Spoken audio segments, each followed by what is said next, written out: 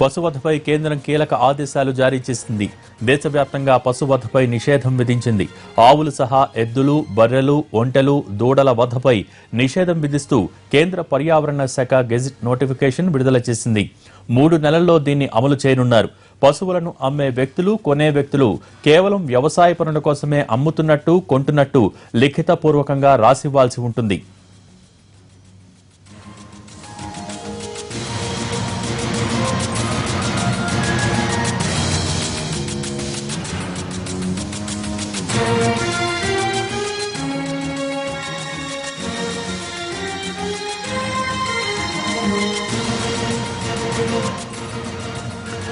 దీనిపై స్పందించేందుకు విహెచ్పి అధికార ప్రతినిధి రావినూతల శశిధర్ టెలిఫోన్ లైన్ లో సిద్ధంగా ఉన్నారు. శశిధర్ గారు నమస్కారం అండి.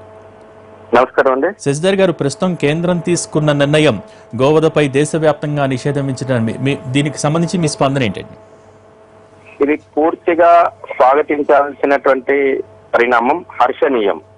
అనేక సంవత్సరాలుగా దేశంలో గోహత్యను, సంపూర్ణ గోహత్యను నిషేధం చేయాలని చెప్పేసి భారతీయులు అనేక సంవత్సరాలుగా డిమాండ్ చేస్తా ఉన్నారు. గోవును జాతీయ జంతువుగా ప్రకటించాలని చెప్పేసి కూడా అనేక సంవత్సరాలుగా డిమాండ్ చేస్తా ఉన్నారు.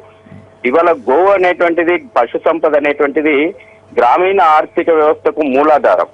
మొత్తం భారతదేశ ఆర్థిక వ్యవస్థ అంతా కూడా వ్యవసాయం పైన ఆధారపడి ఉంటుంది. వ్యవసాయానికి వెన్నుముక గోవు. అంతేకాకుండా గోవును హిందువులు ఒక పవిత్రమైనటువంటి తల్లితో సమానంగా సకల దేవతలకు నిలయంగా పూజించి ఆరాధిస్తారు. కాబట్టి ఈ యొక్క సనాతనమైనటువంటి ధర్మంలో కూడా గోవుకు చాలా విశిష్టమైనటువంటి స్థానం ఉంది. అందుకే హిందువులందరూ కూడా గోవును జాతీయ జంతువుగా ప్రకటించాలని చెప్పేసి దేశంలో సంపూర్ణ గోహత్య నిషేధ చట్టాలు అమల్లో ఉండాలని చెప్పేసి అనేక సంవత్సరాలుగా పోరాటాలు, ఉద్యమాలు చేసినటువంటి సందర్భాలు ఉన్నాయి. సాధు సంతులు అనేక సంవత్సరాలుగా, గతంలో ఇందిరాగాంధీ ప్రభుత్వం ఉన్నప్పుడు ఢిల్లీలో గోహత్యను నిషేధించాలని చెప్పేసి పెద్ద ఎత్తున నిరసన చేస్తే అనేక మంది సాధువులు కూడా కాల్పుల్లో ప్రాణార్పణ చేయడం కూడా జరిగింది. ఇన్నాళ్లకు కేంద్ర ప్రభుత్వం ఏదైతే దేశవ్యాప్తంగా సంపూర్ణమైనటువంటి గోహత్యను, పశు సంపద హత్యను నిషేధిస్తూ ఏదైతే చట్టాలు రూపకల్పన చేయాలనుకున్నటువంటి ఆలోచన ఏదైతే ఉందో ఇది హర్షణీయము, ఇది స్వాగతించాల్సినటువంటి విషయము. ఇప్పటి వరకు కూడా రాష్ట్రాల పరిధిలోకి సంబంధించినటువంటి ఈ అంశంగా ఇది ఉండింది. అనేక రాష్ట్రాల్లో గోహత్యకు సంబంధించి చట్టాలు ఉన్నప్పటికీ సమన్వయ లోపం కారణంగా ఒక్కో రాష్ట్రంలో ఒక్కో రకమైనటువంటి చట్టాలు అమల్లో ఉండడం కారణంగా యథేచ్ఛగా పశు సంపద గోహత్య హత్య గావించబడతా ఉంది. కాబట్టి ఈ రోజు కేంద్ర ప్రభుత్వం ఏదైతే దేశవ్యాప్తంగా నిషేధం విధించడం ఏదైతే ఉందో దీని కారణంగా గో సంపదను, పశు సంపదను కాపాడుకోగలిగినటువంటి వాళ్ళం అవుతామని చెప్పేసి ఈ సందర్భంగా నేను అభిప్రాయం వ్యక్తం చేస్తా ఉన్నాను. అదేవిధంగా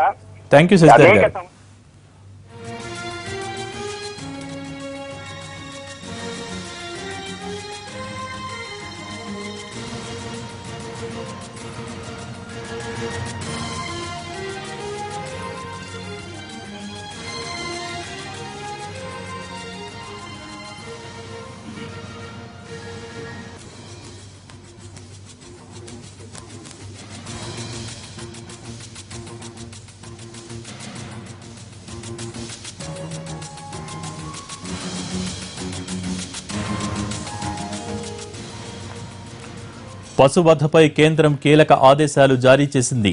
దేశవ్యాప్తంగా పశువధపై నిషేధం విధించింది. ఆవులు సహా ఎద్దులు, బర్రెలు, ఒంటెలు, దూడల వధపై నిషేధం విధిస్తూ కేంద్ర పర్యావరణ శాఖ గెజిట్ నోటిఫికేషన్ విడుదల చేసింది. 3 నెలల్లో దీన్ని అమలు చేయనున్నారు. పశువులను అమ్మే వ్యక్తులు, కొనే వ్యక్తులు కేవలం వ్యవసాయ పనుల కోసమే అమ్ముతున్నట్టు, కొంటున్నట్టు లిఖితపూర్వకంగా రాసివ్వాల్సి ఉంటుంది.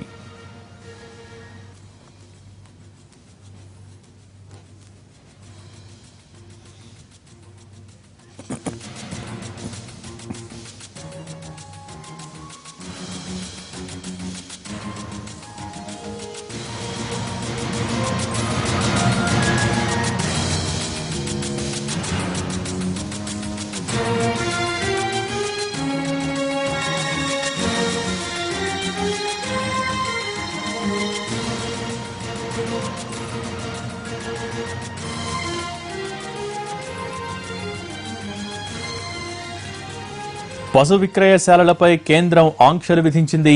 కబేళాల కోసం జరిపే పశు విక్రయాలపై కేంద్రం నిషేధం విధించింది.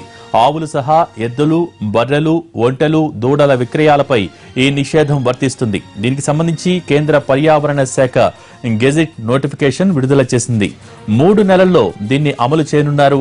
పశువులను అమ్మే వ్యక్తులు, కొనే వ్యక్తులు కేవలం వ్యవసాయ పనుల కోసమే అమ్ముతున్నట్టు, కొంటున్నట్టు లిఖితపూర్వకంగా రాసివ్వాల్సి ఉంటుంది. అంటే ఈ అంశానికి సంబంధించి మనతో మాట్లాడేందుకు కంచి ఐలయ్య గారు టెలిఫోన్ లైన్లో సిద్ధంగా ఉన్నారు. ఐలయ్య గారు నమస్కారం అండి. ఐలయ్య గారు, ప్రస్తుతం కేంద్రం తీసుకున్న నిర్ణయం గోవధపై దేశవ్యాప్తంగా నిషేధం విధిస్తూ అలాగే దీన్ని అమలు చేయడానికి 3 నెలల్లో అమలుకు కేంద్రం నిర్ణయం తీసుకున్నట్టుగా తెలుస్తోంది. దీనికి సంబంధించి మీరేమంటారు? అంటే ఇప్పుడు ఆవు, ఎద్దు, బర్రె, గున్నుపోతు వీటన్నిటిని ఏ రకమైన వధ చేయకూడదు అంటే తినడానికి కానీ, వ్యాపారానికి కానీ, బోన్స్ లేదా తోలు వ్యాపారానికి కానీ ఆడంగానే సస్తే బొంద పెట్టాలి తప్ప దీనికోసం అమ్మడం కొనడం కాదు అని కనుక ఒకవేళ కేంద్రం ఆ జీవో తెచ్చిందనుకో, ఆ జీవో అమలు కనుక మొదలు పెడితే మొట్టమొదలు దేశంలో food industry, food economy, plate లో ఫుడ్ మీద పెద్ద ఇంపాక్ట్ పడుతుంది. మిలియన్స్ పీపుల్ కి తిండి దొరకని పరిస్థితి వస్తుంది. గొర్రె మాంసము, మేక మాంసం ఒకటే కాదు, ఎద్దు మాంసము, బర్రె మాంసము, దున్నపోతు మాంసము, ఆవు మాంసం కూడా తినే ప్రాంతాలు చాలా ఉన్నాయి దేశం. వాటిని అన్నింటినీ అమలు చేయడం మొదలు పెడితే చాలా బీభత్సమం జరుగుతుంది. రెండవది లెదర్ ఇండస్ట్రీ కానీ, బోన్ ఎకనామిక్ రిలేషన్షిప్ సిస్టమ్ కానీ ఇవన్నీ కూడా రాష్ట్రాలు ఈ ఎకానమీ మీద ఆధారపడి ఉన్నాయి. నార్త్ ఈస్ట్ ఉంది, కేరళ ఉంది. ఇవి ప్రభుత్వాలు ఇప్పటి వరకు ఆ జీవోలు పోలేదు. కాంగ్రెస్ 66లో మొదలు పెట్టినప్పటి నుంచి ఇప్పటి వరకు అది స్టేపుల్ ఫుడ్ గా ఆహారాన్ని చూస్తున్నాయి. కనుక కేంద్రం అంతా ఈ జీవో తెస్తే ఇది మొత్తం ఎకనామిక్ సిస్టమ్ ను క్రైసిస్ లోకి నెట్టే నిర్ణయం అవుతుంది. దాని మీద దేశంలో చాలా రకాల ప్రొటెస్ట్ వచ్చే అవకాశం ఉంటుంది. మరి ఇప్పుడు ఏదో ఇది వీళ్ళు టెక్స్ట్ జీవోలో కనపడుతుంది. అది మామూలు జీవో వచ్చి తెలియదు. ఆర్డినెన్స్ తీసుకొచ్చి యాక్ట్ అన్నా చేయాలి. అప్పుడు కానీ అది కోర్టుకు వెళ్ళాలి. కోర్టులో ఎక్కిన ఫుడ్ సమస్య మీద కోర్టు ఏం చెప్తుంది? ప్రపంచంలో ఏ మానవులకు లేని విలువలు ఒక భారతీయ జనతా పార్టీ, ఆర్ఎస్ఎస్, బీజేపీకి ఎట్లా ఉంటాయనేది జస్టిస్ కూడా నిర్ణయించాలి. ఏ దేశంలో లేదు ఇది, ఏ మానవ జాతిలో లేదు ఇది. ఒక భారతదేశంలో ఈ కొన్ని అప్పర్ కాస్ట్ ఫోర్సులు, బ్రాహ్మణులు లేదా జైనులు, ధనియాలు ఏదైతే మాంసం లేని వాళ్ళు ఈ నిర్ణయాలు తీసుకొని మొత్తం తిండి వ్యవహారం మీద ఇంపోర్ట్ చేస్తారు. ప్రపంచంలో లేని విలువ ప్రజాస్వామ్యం ద్వారా ఎన్నికలకు ఇచ్చి మొత్తం ఎకానమీ క్రైసిస్ అవ్వదు. అప్పుడు ఏమైతే అనేది ముందు ఆలోచించాలి. అంటే ఐలయ్య గారు ఎకానమీ క్రైసిస్ లో పడుతుందని చెప్తున్నారు. కానీ కొన్నాళ్లుగా కూడా ఈ పశువధనకి సంబంధించి ప్రతి రాజకీయ పార్టీ కూడా రాజకీయాలకు ఉపయోగించుకుంటున్నారన్న అంశం కూడా ఉంది. అంటే మీరు చెప్పేదాన్ని బట్టి ఇప్పుడు దీన్ని రాజకీయాలు, ఓటు బ్యాంకు ఈ కోణంలో తీసుకున్న నిర్ణయం కింద మీరు భావిస్తున్నారా? ఇప్పుడు వాళ్ళు ఏం చేస్తున్నారు అంటే, హిందూ అనుకునే వాళ్ళు ఎవరైతే ఆవుకు బోధకు వ్యతిరేకులు అనుకునే వాళ్ళు నిన్న మొన్నటి వరకు ఏ రాష్ట్రంలో బర్రె వాటిలో బ్యాన్ చేయలేదు.